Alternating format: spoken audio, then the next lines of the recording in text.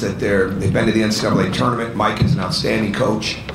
It was really nice to see him get that reception. That says a lot about Indiana fans to do that, and as they knew that he did some really good things here. But he also brought in a really good team. And when that team gels and they get used to playing together, he's got a lot of talent on that team. Guys like Biggs and Chris Thomas, I mean, those guys have done things. And we knew that. We tried to get that across to our team.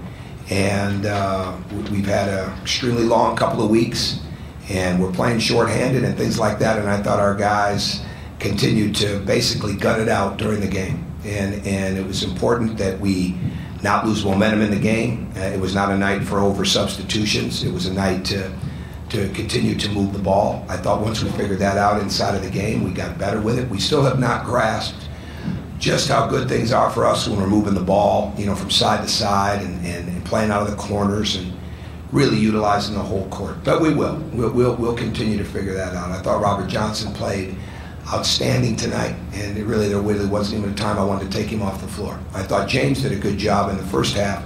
He wasn't as aggressive at getting to the glass or moving without the ball. It wasn't so much that they were taking him away. It's just that he wasn't as aggressive, and I thought he was much more aggressive offensively in the second half. I thought Yogi played a good floor game. I think he's capable of playing an even better one. What I think he did, which is outstanding, is he had 13 deflections, and Colin Hartman had 14. And Colin Hartman could go months without. I'm not sure he had 14 all year. And to have 14 in a game for us with his activity, doing the things that he's doing in 17 minutes is really, really important. Hunter's continuing to learn what he's capable of. We need him to continue to do all the little things that have made him the consistent player in practice in our early games for us. And there's a lot of room for improvement. But we knew we played a good team, and but we're happy with the win. Go ahead. Zach? I guess just with Hunter, you talk about kind of getting him to just keep adding more of what he's doing in practice in games. How far has that come in a short period of time? I know you didn't get to see him in Canada. How far has that come? But we just want him to be consistent, and what's consistent for Hunter is not to be measured by anybody. It's to be measured by what Hunter can do. And everybody just needs to let that happen, including me, and not push it, because he's playing a lot harder, longer, smarter, determined, all those things than he's ever done at Indiana. And you can see the improved footwork, you can see the jump shot. He's got to continue to play with his head up. I like that he's confident that he can score. He's got to still continue to understand where the openings and the gaps are for him. And he'll continue to improve, there's no doubt about it. You mentioned James sort of playing more aggressive in the second half.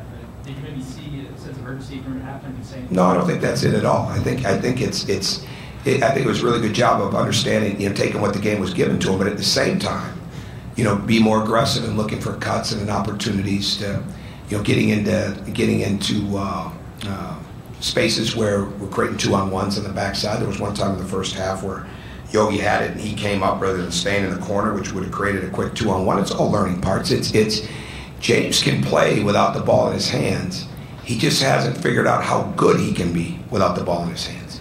And I think what you saw in the second half is him really getting free, getting into good space, footwork being down, and looking for his shot. And he also made some good cuts where he didn't get the ball. But that's the way our team has got to be. We have numerous guys that can make shots and plays, and the more that it reverses and the more that it goes through the paint and the more that we read how we're being played, is it time to back cut? We didn't have any back cuts in the first half. We probably missed 4 opportunities in the second half for back cuts. I know we got a couple, but that's something that we were working hard at emphasizing the last couple of days. We just need experience. We just need game experience and going through it, and he's a great example of that. But obviously he can score in bunches, and when he gets even better at moving without the ball, we had a whole package of things to go to screen-wise tonight, but we were getting it into the paint, so we're getting the free looks. You go to the screens maybe when you're not getting the free looks. And sometimes we inhibited our own path by dribbling it in one area rather than continuing to attack through the paint. And James's improvement of attacking through the paint improved in the second half as well, and then he was the beneficiary of getting some shots on reversals because of that. Robert Johnson seems to to have sort of unusual maturity. The freshman doesn't rush shots like a lot of young kids do. Is that part of his personality? Oh, I think so. Yeah, I think so. And I think it's this whole team right now, it's about never getting ahead of themselves. And they practice hard. He's very serious-minded, as is James, as is Max. Max just didn't have a great night in the sense that he wasn't as physical and as aggressive as he needed to be from the start. And he'll grow. He'll grow with that. They'll all grow with that. And tonight just wasn't one of those nights where we were going to sit there and work through things. You know, this team had too much respect for that team, that they could score in bunches. And we just needed to do what we needed to do to win the game. But Robert needed to be on the floor. He makes a lot of things happen. I think a great example tonight, we were trying to get the third foul on number 1, and we called an action, and he got it isolated, and he took it, and he had a path to the rim, but he also had a wide open player in the corner, and he made the pass. I mean, that's a maturity for a guy that scored a lot of points in high school. That's a tremendous maturity to give the ball up that way. So he and James are just continuing to improve all the time because of how much time they spend at it. We're asking a lot of them. They're playing an awful lot of minutes early on in this season. And we're spending a lot of time together. So I can't stress enough. The last couple of weeks, these kids have gone through a lot, and then the games come, and you would think that would be the freedom of movement, and boy, let's go, and it's they're carrying a lot, and we've just got to continue to learn to process that and continue to do the simple things really well. And Rob and James are two guys that are really capable of doing the simple things really well. We talked about Hunter and his blocks, but Colin Hartman at 3. Yeah, Colin's a basketball player. That's what we recruited. He really is. He's a basketball player. He's playing numerous positions for us, and he's still not all the way back health-wise. We still have some limitations with him in practice, but he's staking his claim. I mean, he's out there, and that's what you want. I mean, he's a great example of a guy, and I've talked about how much better he's gotten and how hard he worked in his rehab, but he just goes out there and does what it takes to win the game.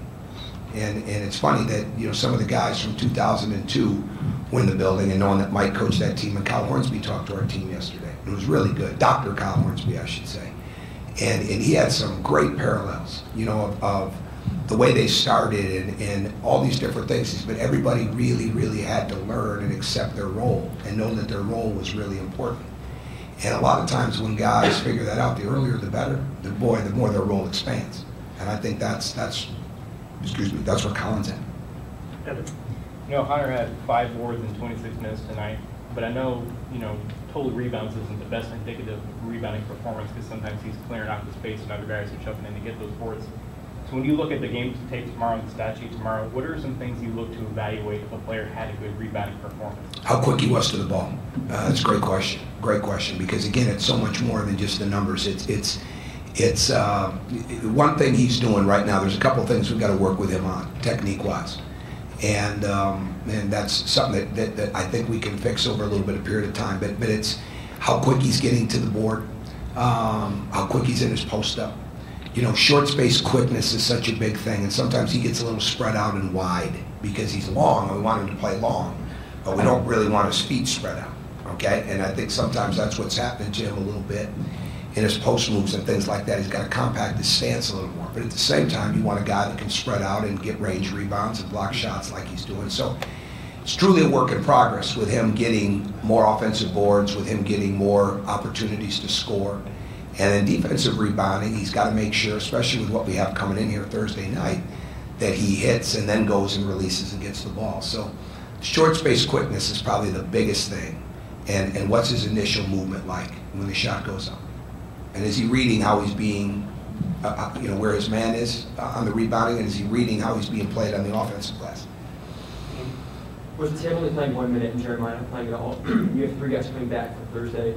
What will determine who plays and who doesn't? How are you going to use your full base? Practice will determine that, and there's really no deep thought process behind that. There was no hidden meaning behind it. Tonight we did what we needed to do to win the game, and we won it.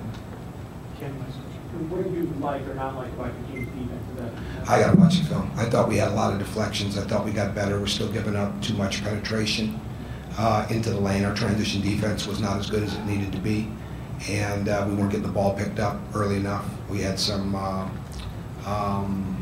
We haven't spent a lot of time on switching everything, and I think that showed. You know, at one point we were playing 5 wings, and so we just got to get better at those type of things, and we will over the next couple of weeks. Okay, thank you.